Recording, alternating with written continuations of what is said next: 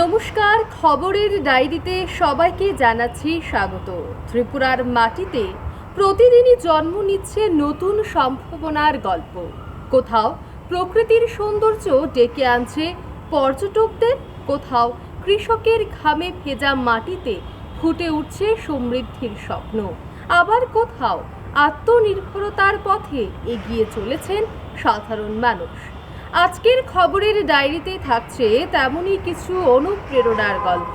শুরু করছি ত্রিপুরার পর্যটনের এক অনন্য আকর্ষণ, রুদ্রসাগরের বুকে ভেসে থাকা ঐতিহ্যবাহী জলপ্রাসাদ নীরমহলকে ঘিরে পর্যটনে অনেক দূর এগিয়ে গিয়েছে ত্রিপুরা।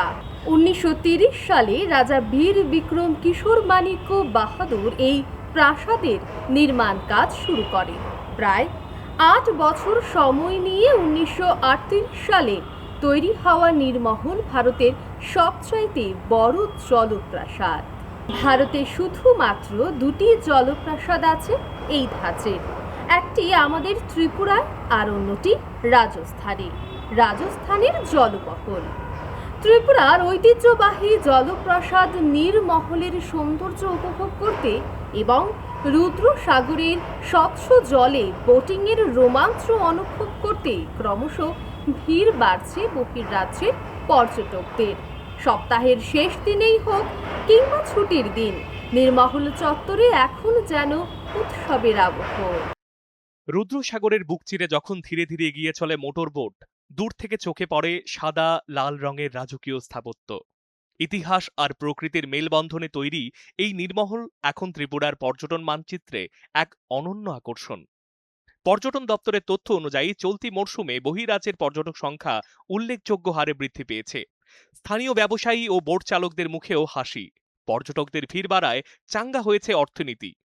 মহারাষ্ট্র থেকে আসা একটি পর্যটক দল জানালেন, রাজস্থানের লেক প্যালেসের কথা শুনেছি, কিন্তু ত্রিপুরার এমন দৃষ্টিনন্দন জলপ্রসাদ আছে ভাবতেই পারিনি। जो मेन स्ट्रीम से जो लोग नॉर्थ ईस्ट में आ रहे हैं, तो यहाँ के एरिया जो है, यहाँ के स्टेट को भी थोड़ा प्रमोट करेंगे।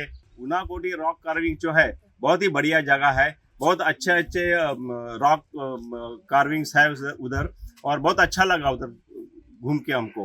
देन कल हम लोग जाने वाले हैं अमेजोन ऑफ इंडिया जिसको बोलते हैं, चाबीमुरा केव्स, वो देखने को जाने का इरादा है। And then in the evening Bangladesh border जाने वाले हैं हम लोग। Yes, very good. And important thing is it is comparatively very cheap and people are very cooperative. That is what we found in last 2-3 days.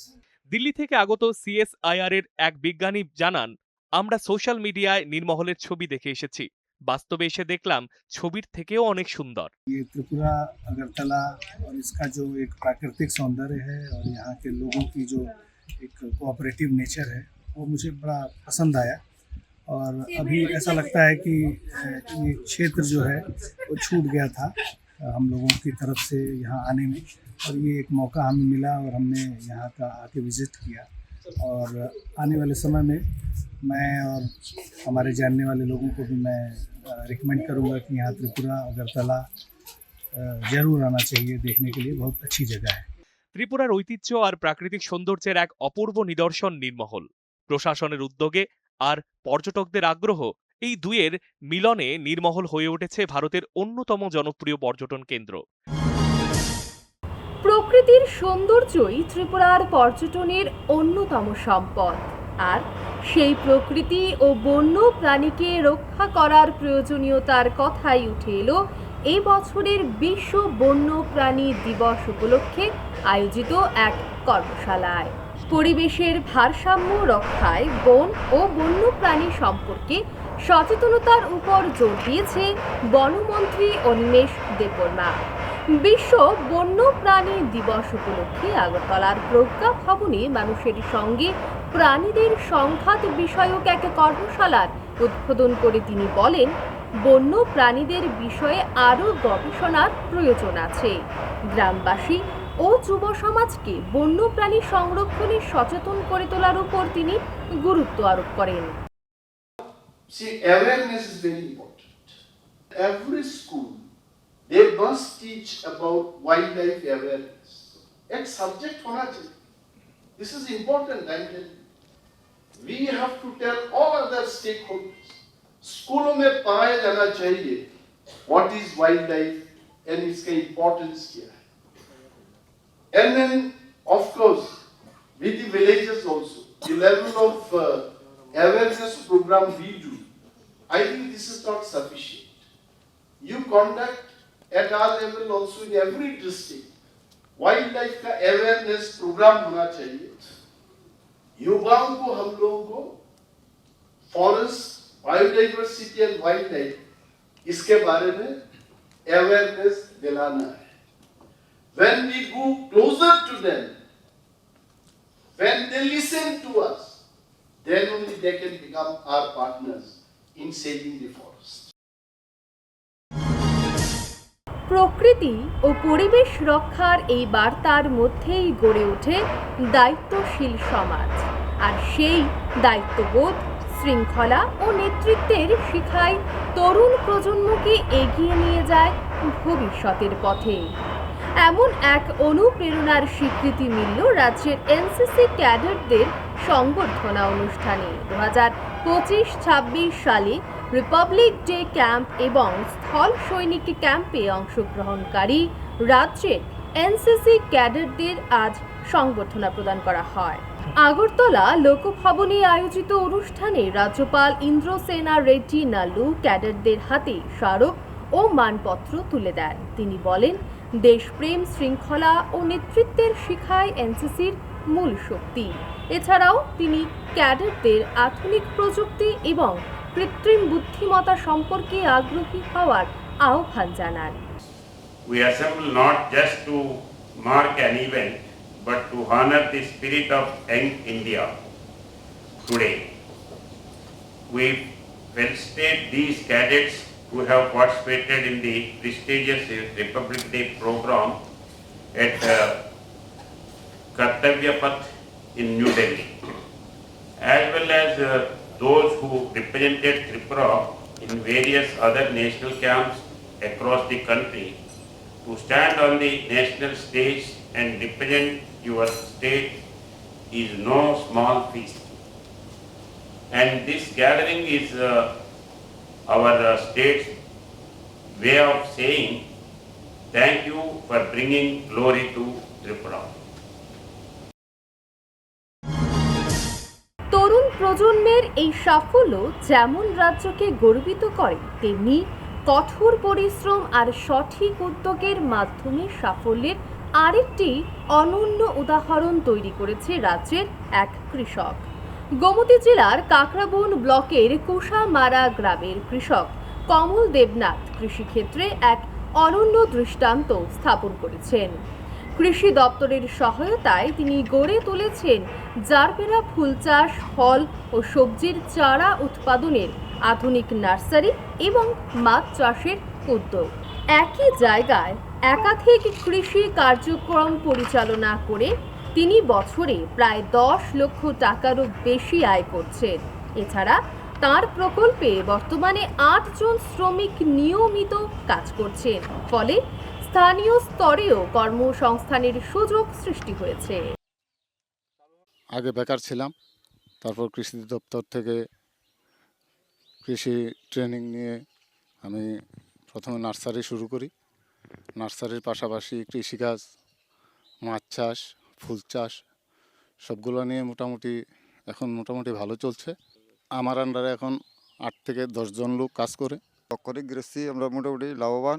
সরকার থেকে আমরা সব কিছুই সার, কীটনাশক, ওষুধ সব কিছুই দেওয়া। আমরা চাই যে এই যে কাজগুলো আমাদের কাকরাবন কৃষি মহকুমাতে হচ্ছে, অন্যান্য কৃষকরাও এগিয়ে আসুক। দপ্তরের বিভিন্ন সুযোগ সুবিধা আমাদের কাছে আছে, আমরা দিতে প্রস্তুত। ওরা এগিয়ে আসলে তো আশা করি সামনে আমরা আরও অন্যান্য নতুন কৃষককে এইভাবে ইন্টিগ্রেটেড ফার্মিংয়ের আওতায় আনতে পারব।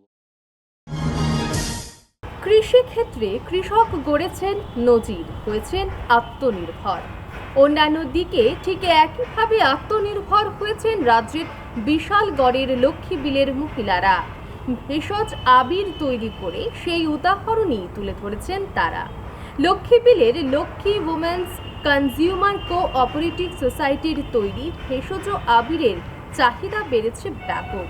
এই সমবায় সমিতির সঙ্গে যুক্ত পূজা সূত্রধর, নিপুণতা রুদ্রপাল এবং পুরবী দেবনাথরা জানিয়েছেন, 2022 সাল থেকে তারা এই ব্যবসা শুরু করেছেন। কাঁচা হলুদ, পালং পাতা এবং অপরিচিতা ফুল থেকে তৈরি এই ভেষজ আবির বর্তমানে বাজারে বেশ জনপ্রিয় হয়ে উঠেছে। আমাদের যে আবিরের যে বেস যেটা আছে এটা হলো অ্যারারুট পাউডার, আর ওইটার সাথে যেমন অ্যারারুট পাউডারের সাথে হলুদ, কাঁচা হলুদ ওইটা মিশানি হয়। আর গোলাপি রঙটা হয় বিট দিয়ে গোলাপি রঙটা হয়। আর পালং শাক যেটা হয়, পালং শাক দিয়ে সবুজ রঙটা হয়। আর নীলকণ্ঠ দিয়ে হয় আমাদের নীল রঙটা। আর আরেকটা আছে যেটা হয় গেরুয়াটা হয় অ্যানাটোসিড, যে বিচিটা পাওয়া যায় ওইটার থেকে আমরা গেরুয়া রঙটা তৈরি করি। যেহেতু বাজারের মধ্যে যে কেমিক্যালযুক্ত আবিরটি রয়েছে ওইগুলো সবাই ভালোভাবে ইউজ করতে পারছে না, রং খেলতে পারছে না, তাদের সমস্যা হচ্ছে। বাচ্চা থেকে বয়স্ক সবাই কোনো না কোনো সমস্যা হচ্ছে, চর্মরোগ, স্কিনের সমস্যা, অ্যালার্জির সমস্যা। তো আমরা সেই পরিকল্পনাকে সামনে রেখে আমাদের দিদিরা আমরা ট্রেনিং করি বিশালগড় এগ্রিকালচার সেক্টরে। ট্রেনিং পাওয়ার পর আমরা 5 বছর ধরে এই লক্ষ্মী ভেষজ আবিরটা তৈরি করছি। নারীরা আজ সাফল্যের চূড়ায় পৌঁছে যাচ্ছে প্রতিদিন। শিক্ষা, কর্মসংস্থান থেকে শুরু করে সমাজের নানা ক্ষেত্রে নারীরা বারবার প্রমাণ করে দিচ্ছেন নিজেদের সামর্থ্য। তবুও সমাজের কোথাও কোথাও এখনো শোনা যায় বাল্যবিবাহের মতো দুঃখজনক শব্দ। আর সেই বাল্যবিবাহের অন্ধকারকে হার মানিয়ে এক অনন্যা নজির গড়েছেন সোনামুড়ার প্রিয়াঙ্কা মজুমদার। মা, আমি এখন বিয়ে করতে চাই না, আমি আরও পড়াশুনো করতে চাই। প্রায় 10 বছর আগের এই কথাটাই বদলে দিয়েছে সোনামুড়ার রবীন্দ্রনগর গ্রামের প্রিয়াঙ্কা মজুমদারের জীবন। বিয়ের পিঁড়িতে না বসে পড়াশোনা চালিয়ে যাওয়ার সিদ্ধান্ত আজ তাকে এনে দিয়েছে সাফল্য। বর্তমানে প্রিয়াঙ্কা ফিশারি অফিসার হিসেবে নিয়োগপত্র পেয়ে হয়ে উঠেছেন বাল্যবিবাহ মুক্ত ভারত অভিযানের অনুপ্রেরণা। মা, আমি এখন বিয়ে করতে চাই না, আমি পড়াশোনা করতে চাই। 10 বছর আগে সোনামুড়ার রবীন্দ্রনগর গ্রামের প্রিয়াঙ্কা মজুমদারের এই দৃঢ় সিদ্ধান্তই বদলে দেয় তার জীবন। সামাজিক চাপ উপেক্ষা করে 2 ভাই ও বাবা মায়ের সমর্থনে বন্ধ হয় বাল্য বিবাহের প্রস্তাব। অভাবের মধ্যেও পড়াশোনা চালিয়ে গিয়ে লেম্বুছড়া ফিশারি কলেজ থেকে স্নাতক এবং মুম্বাইয়ের central institute of fisheries education থেকে স্নাতকোত্তর ডিগ্রি অর্জন করেন তিনি। প্রতিটি পরীক্ষায় 80% বেশি নম্বর পেয়ে MFSC শেষে অল্প প্রস্তুতিতেই উত্তীর্ণ হন ফিশারি অফিসারের নিয়োগ পরীক্ষায়। আজ সরকারি নিয়োগপত্র হাতে প্রিয়াঙ্কা শুধু পরিবারের গর্ব নন, বাল্য বিবাহ মুক্ত সমাজ গড়ার এক উজ্জ্বল অনুপ্রেরণা। মেয়ের চাকরির হলুদ খাম হাতে নিয়ে গর্বিত বাবা মা সহ পরিবারের সকলে। মেয়েটা খুব মেধাবী ছিল, তো তাদের বাইরের খুব ইচ্ছা বোনের পড়ানো, কিন্তু এইভাবে বিয়ের আলাপ প্রচুর আসতেছে, কিন্তু আমরা এই কর্ণপাত দিই না। আর ছেলেরাও না করছে, না তাকে শুনাবে না, এইসব ব্যাপার বাদ দাও। যাক, তাদের অনুমতি নিয়ে মেয়েটাও কোন কষ্টে লেখাপড়া করছে, করে আজকে সে ফিশারি অফিসার। নিজের পায়ে দাঁড়ানোর ইচ্ছে, আশা, ভরসা এবং তাগিদ থাকলে শুধু সাফল্যই মিলে না, মেয়েদের অল্প বয়সে বিয়ে দেওয়ার ব্যাধিও রোধ করা সম্ভব, জানিয়েছেন প্রিয়াঙ্কা ও তার ভাই। আর আমিও যারা আমার বয়সী আছে তাদেরকেও বলতে চাই, স্বপ্ন পূর্ণ হয় যদি তুমি চেষ্টা করতে থাকো। চেষ্টা সবসময় করতে থাকবে, স্বপ্ন অবশ্যই পূর্ণ হবে। যে বোনকে সাপোর্ট করে আমাদের কোনো লস হয়নি, বা আমাদের কোনো কেউ কিছু বলতে পারে না যে তখন বোনকে সাপোর্ট করেছিলাম কেন, কারণ আমাদের সাপোর্টে এখন সার্থক হলো।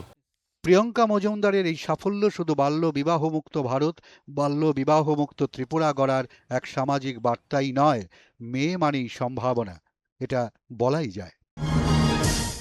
নারীর এই অদম্য ইচ্ছাশক্তি আর আত্মনির্ভরতার গল্প শুধু এখানেই থেমে নেই।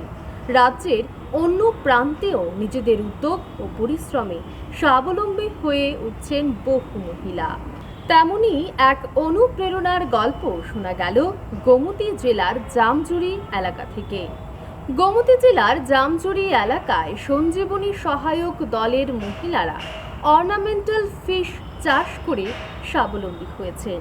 কাকরাবন ব্লকের ভিডিও অনিন্দ দত্ত মজুমদার জানান, এই মাছ এখন রাজ্যের বিভিন্ন সরকারি দপ্তর ও সংস্থায় সরবরাহ করা হচ্ছে। এই উদ্যোগ নারীদের আত্মনির্ভরতার এক উজ্জ্বল দৃষ্টান্ত হয়ে উঠেছে। এরমতে বিভিন্ন প্রশিক্ষণ পাওয়ার পর আমরা এখন মাছ চাষ করছি কয়েকজন দিদি মিলে। তো এখন আমাদের মান্থলি ইনকাম প্রায় 15 থেকে 20,000 টাকা হয়। তো এখন আমরা দিদিরা সবাই স্বনির্ভরশীল। নিজস্বভাবে তারা শ্রম প্রদান করে সেই অনুযায়ী তারাও কিছুটা এখান থেকে আর্থিকভাবে সহায়তা হয়েছে। এই জন্য আমি ত্রিপুরা রাজ্য সরকার এবং কাকরাবন ব্লক এবং জামজির পঞ্চায়েতকে অসংখ্য ধন্যবাদ জানাচ্ছি আমাদের মতো মহিলাদের একটা সেই বিজনেসের মাধ্যমে আত্মনির্ভর করার জন্য। রাজ্যের বিভিন্ন অফিসে, স্কুলে এবং বাড়িতে অ্যাকোয়ারিয়ামের শোভা বাড়াচ্ছে। তো আমরা চাইবো যে বাকি দিদিরাও সঞ্জীবনী মহিলা দলের ন্যায় যাতে এগিয়ে আসে এবং আত্মনির্ভরতা এবং স্বনির্ভরতার পথ বেছে নেয়। নারী হোক বা পুরুষ, সমানভাবে এগিয়ে চলেছেন সবাই। কঠোর পরিশ্রম আর সঠিক উদ্যোগের মাধ্যমে রাজ্যের নানা প্রান্তে তৈরি হচ্ছে সাফল্যের নতুন নতুন গল্প। তেমনই এক গল্প উঠে এসেছে উত্তর জেলার পানিসাগর মহকুমা থেকেও। পানিসাগরের কৃষক অনুপম পাল প্রথমবারের মতো ভারত সুন্দরী ও বল সুন্দরী প্রজাতির কুল চাষ করে লাভের মুখ দেখেছেন। ইতিমধ্যেই প্রায় 2.5 লক্ষ টাকার কুল বিক্রি করেছেন। স্বাদ ও গুণগত মান ভালো হওয়ায় বাজারে এই কুলের চাহিদাও ব্যাপক। আগে এই কুলগুলা আমরা বাইরে থেকে আনা বিক্রি করতাম, তখন আমরা নিজ এলাকাতেই উৎপন্ন হইতো, যার কারণে আমরা অতি সুলভে পাই, অতি সুলভে বিক্রিও করতে পারি। আমার 2টা প্রজাতির বড়ই আছে, একটা হলো বল সুন্দরী, একটা ভারত সুন্দরী। তো 2টা ভ্যারাইটির বড়ই বাগান করিয়া প্রথম বছরে আমি মোটামুটি লাভবান হয়েছি, কারণ আমার 1.5 জায়গায় প্রায় 300 গাছ আছে। তো 300 গাছে আমি প্রায় 2.5 লক্ষ টাকার মতো বিক্রি করছি। কৃষি ক্ষেত্রে এই সাফল্যের ধারা থেমে নেই এখানেই। নতুন প্রযুক্তি ও আধুনিক পদ্ধতির ব্যবহারে রাজ্যের অন্য প্রান্তেও কৃষকরা পাচ্ছেন আশা অনুসারে ফলন। ধলাই জেলার আমবাসা মহকুমায় কৃষি দপ্তরের সহায়তায় প্রথমবার অ্যাপিক্যাল রুট কাটিংস পদ্ধতিতে আলু চাষ করে লাভের মুখ দেখেছেন কৃষকরা। এই প্রকল্পে 87 জন কৃষক অংশ নিয়েছেন এবং ফলনও হয়েছে আশা অনুরূপ। কৃষি দপ্তরের কর্মকর্তারা জানিয়েছেন, এই পদ্ধতিতে অন্যান্য আলুর তুলনায় অনেক বেশি ফলন পাওয়া যাচ্ছে। 81 কেজি 600 আলু পাইছি। অন্যান্য বছর এই অন্য আলু তো চাষ করছি, এত ফলন ভালো হয়েছে না, এবার এই আলুটা ভালো ফলন হয়েছে। এআরসি যে পটেটো ওইটার ইল্ড অনেকটাই বেশি। আমরা 5 স্কোয়ার মিটার এরিয়ার মধ্যে ক্রপ কাটিং করি, তো দেখা গেল যে ইল্ড 18.6 কেজি আমরা এই 5 স্কোয়ার মিটার এরিয়ার মধ্যে পেলাম।